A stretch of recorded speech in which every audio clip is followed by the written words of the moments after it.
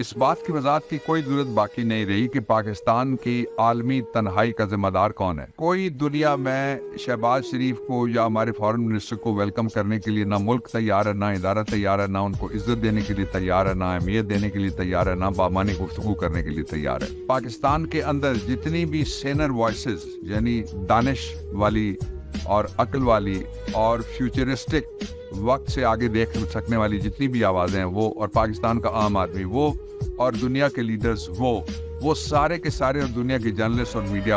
وہ پاکستان میں صرف ایک آدمی کی تعریف کر رہے ہیں، عمران خان اس کا نام ہے۔ کیوں کر رہے ہیں؟ کیا اس لیے کر رہے ہیں کہ اس نے عالمی تنہائی کا شکار کر دیا تھا پاکستان کو، یا پاکستان کو ریلیونٹ کر دیا تھا؟ پاکستان کو اس وقت ایک سادہ سی سمجھ میں آنے والی بات یہ ہے کہ جن لوگوں نے عالمی تنہائی کا شکار کیا ہے وہ لوگ یہ کوشش کر رہے ہیں کہ عمران خان کو تنہا کر دیا جائے، اور اس کے لیے عمران خان کا ٹی وی سے چہرہ غائب، عمران خان کا ٹی وی سے نام غائب، عمران خان کا ٹی وی سے خبر غائب، اور چل کس کی رہی ہے؟ چوروں کی، ڈاکوؤں کی، بنارسی ٹھگوں کی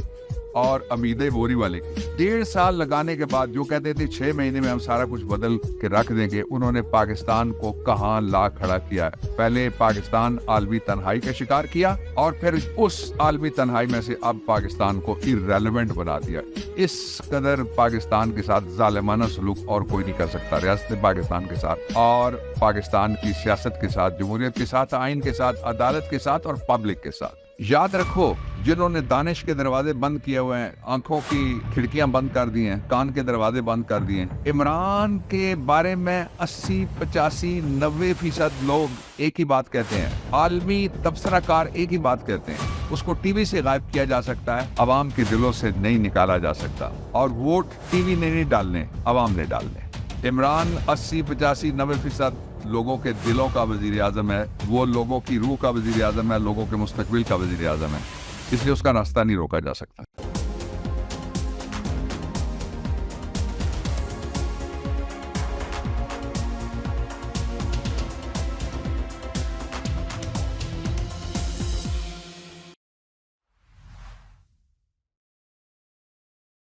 بسم اللہ الرحمن الرحیم، السلام علیکم، ہیلو پاکستان۔ آج بہت امپورٹنٹ سبجیکٹ، سب سے بڑا یہ ہے کہ کیا عمران خان اگلے 10 سال کے لیے پاکستان میں وزیر اعظم رہیں گے، اور پاکستان میں وزارت عظمیٰ کے لیے کوئی اور ایسا امیدوار ہے جو عمران خان کے نزدیک کا بھی ہو؟ اور یہ تیسری بات یہ کہ یہ کہا کس نے کہ عمران خان اگلے 10 سال تک وزیر اعظم رہیں گے؟ اور اس کے ساتھ یہ امپورٹنٹ بات بھی کہ حالات جس طرح سے ان میں تبدیلی آ رہی ہے، کروٹ آ رہی ہے، اور جو ان کی رفتار تیز ہو گئی ہے، جو حکومت جس کے آج 50 کے قریب دن رہ گئے ہیں، وہ کیا کر سکتی ہے حالات میں کوئی پلٹا لانے کے لیے، اس کا ایک عملی مظاہرہ ہوا ہے۔ ایک پیرس میں گلوبل فائنینسنگ پیکٹ ہے، اس کی ایک تقریب ہوئی ہے، اس کا احوال میں آپ کے سامنے رکھنا چاہتا ہوں، اور پھر یہ کہ ایک سوال ہے جو جنرل باجوہ اور پی ڈی ایم دونوں سے کیا جا رہا ہے،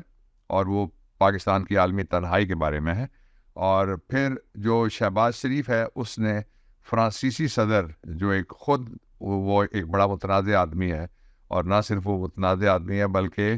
وہ دل آزاری بھی کرتا رہتا ہے مختلف لوگوں کی، اور بڑی بےمانی جفیاں اس کے ساتھ لگائی ہیں اس نے، اور وہاں پہ ایک دشمن تقریر شہباز شریف نے کی ہے۔ کیا کوئی صدر، کیا کوئی وزیر اعظم، کیا کوئی انوائے، کیا کوئی وفد، اس کا چھوٹا سا بھی سربراہ ہو، وہ اپنے ملک کے بارے میں اور عالمی امن کے بارے میں اس طرح کی گفتگو کر سکتا ہے؟ یہ موضوعات ہیں جن پہ میں آپ کے سامنے رکھنا چاہتا ہوں۔ پاکستان آج کہاں کھڑا ہے، اور سب سے پہلے آئیے عمران خان کے حوالے سے۔ عمران خان کے حوالے سے جو پہلا سوال یہ اٹھایا جا رہا ہے وہ یہ ہے کہ عمران خان باہر ہو گئے۔ کل ایک سرکاری ماؤتھ پیس ہے، اس نے کہا کہ عمران خان کو بھارت سے کمپیئر کرنے کی کوشش کی، اور عمران خان کو الطاف حسین سے کمپیئر کرنے کی کوشش کی۔ یہ چھوٹے چھوٹے جو کہتے ہیں نا، جن کو کہ ضمیر بیچ کے مسند خریدنے والوں، نگاہ اہل وطن میں بہت حقیر ہو تم، وہ چھوٹے چھوٹے اپنے مفادات کے لیے، چھوٹی چھوٹی نوکریوں کے لیے، چھوٹے چھوٹے جو ان کو سرکاری ٹرپ ملتے ہیں، چھوٹے چھوٹے حج اور عمرے جو ان کو ملتے ہیں، کیونکہ حج اور عمرہ جو ہے وہ اصلی وہ ہے جس کے بارے میں لمن استطاع علیہ سبیلا کہ راستے کا سفر، یعنی زیادہ راہ مالی طور پر بھی اور جسمانی طور پہ بھی اور باقی آلات کے بھی، بندہ جس کے پاس ہو وہ کر سکتا ہے۔ اگر کسی کے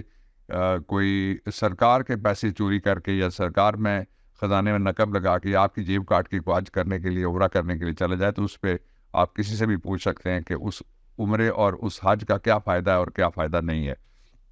دوسرا جو بڑا امپورٹنٹ ایشو یہ ہے کہ عمران خان کے بارے میں یہ جتنا پروپیگنڈا کیا گیا تھا اس کے بارے میں جتنے بھی بڑے اسٹرالوجسٹ ہیں اور جتنے بڑے پولیٹیکل اینالسٹ ہیں یہ دو ہی ہو سکتے ہیں۔ ایک وہ جو ستاروں کی چال آپ کو بتا سکتے ہیں، جو ذائچے بناتے ہیں اور وہ گیس ورک ہے بیسیکلی وہ کرتے ہیں، اور دوسرا وہ جو پولیٹیکل اینالسٹ ہیں ساری دنیا کے اندر وہ جو گیس ورک کرتے ہیں، اور پاکستان کے اندر جو انڈیپینڈنٹ اینالسٹ ہیں وہ سارے اس بات پہ متفق ہیں کہ الیکشن ڈیلے کرنا، الیکشن کو 2 مہینے آگے لے جانا، 4 مہینے پیچھے کرنا، یہ ساری گیمیں تو کی جا سکتی ہے، لیکن اس بات پہ سارے متفق ہیں کہ الیکشن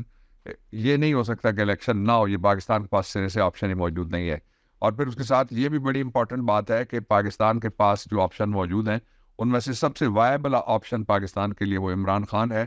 اور جب بھی فیئر الیکشن ہوگا عمران خان ایک الیکشن جیتے گا۔ جس 3.5 سال کی جو کارکردگی عمران خان کی رہی ہے اس پہ میرا جو عمران خان کے 62 راز میرا ایک ولاگ آپ دیکھ لیجیے گا،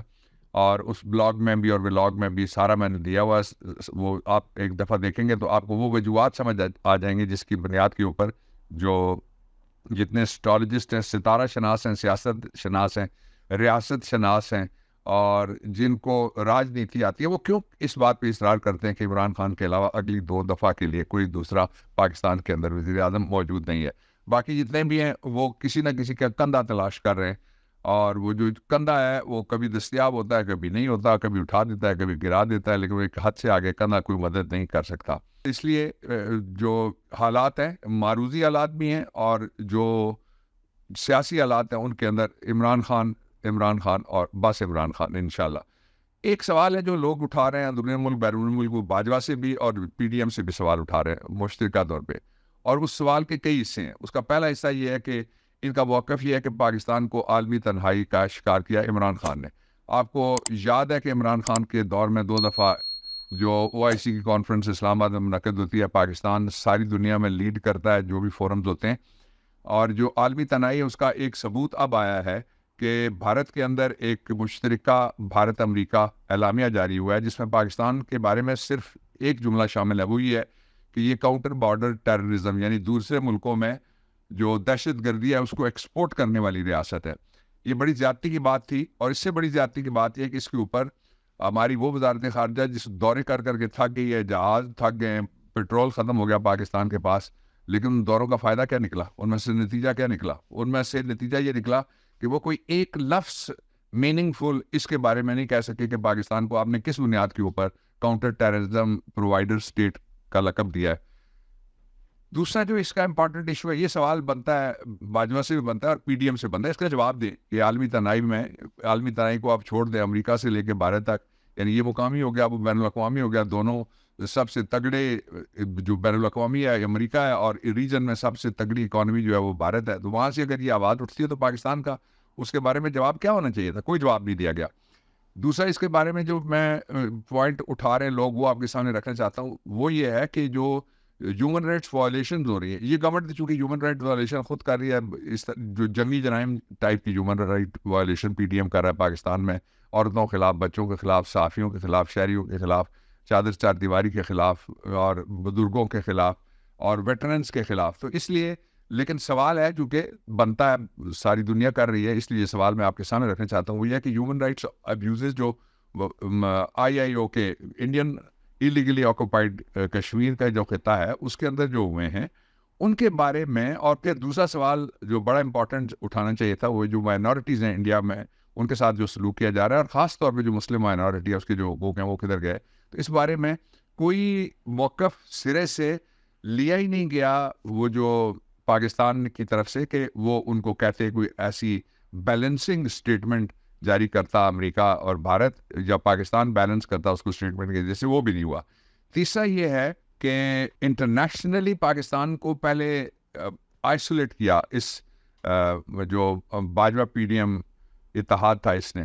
اور دوسرا اب اس کا اگلا مرحلہ آ گیا، اب irrelevant ہو گیا، یعنی آئسولیٹ تنہائی کا شکار ہو گیا، اب غیر متعلقہ ہو گیا انٹرنیشنلی، اور اس کا سبب یہ ہے کہ پاکستان کے اندر جمہوریت کے نام کے اوپر جمہوری نازی ازم ہے، رول آف لا کے اوپر پارشل لا ہے، اور انٹائر اکنامک اور انڈسٹریل سٹرکچر جتنا بھی ہمارا معاشی سٹرکچر ہے وہ گر رہا ہے، اور جو انسٹیٹیوشنل ہمارا سٹرکچر ہے وہ اس کے پرخچے اڑائے جا رہے ہیں. اور